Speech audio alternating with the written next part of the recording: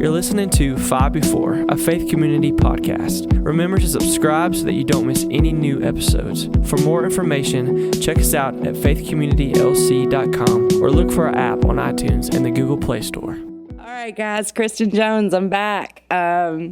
So I'm going to be looking down at my phone a little bit today because one of the things I do is I post a lot of Bible quotes in general, on my IG or my Instagram, and sometimes I share them to my Facebook, sometimes I don't. But I like to use motivational quotes, obviously, quotes from the Bible, and kind of use them as motivation for my day. I almost always post them fairly first thing in the morning once I get my littles to daycare. And I kind of base what I'm looking for and what I decide to post based on kind of what I'm going through or based on my theme of the week. So this week's theme is wisdom. Oddly enough, was also kind of one of the beginning parts of John's new series for this month. So I'm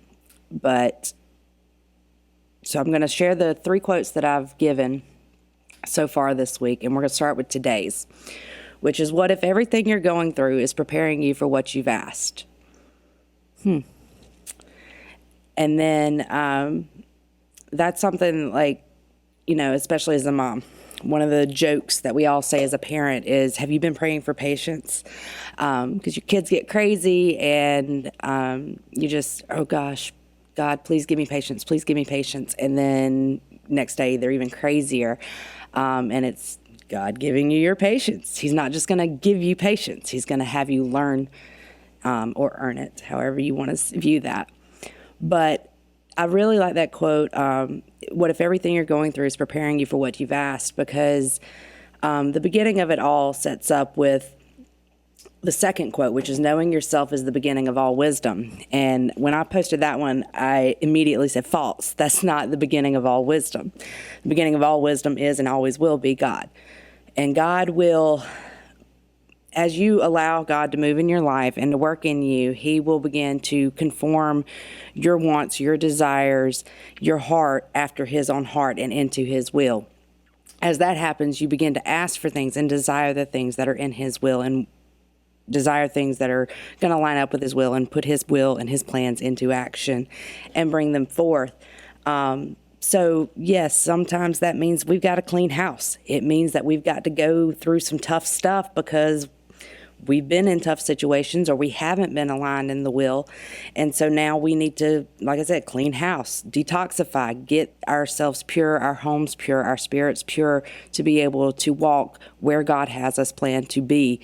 So we've got to allow God to come in and look at us and make us look at ourselves and look deeper than we ever thought we had to, so we can begin to understand what He's wanting us to do and where He's wanting us to go and what He's wanting us to be.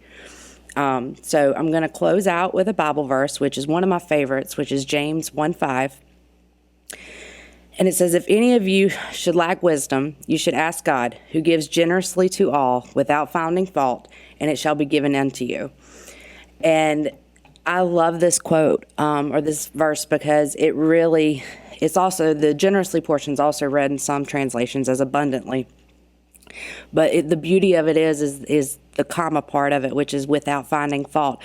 God does, He sees our faults, but once we surrender to Him, they're not there anymore. He looks at our intentions, at our hearts, and makes sure that what we're asking is what we're asking and that it's aligned with what He's wanting. And is it really and truly what our hearts want, or is it what we think we should ask for or what we think we need?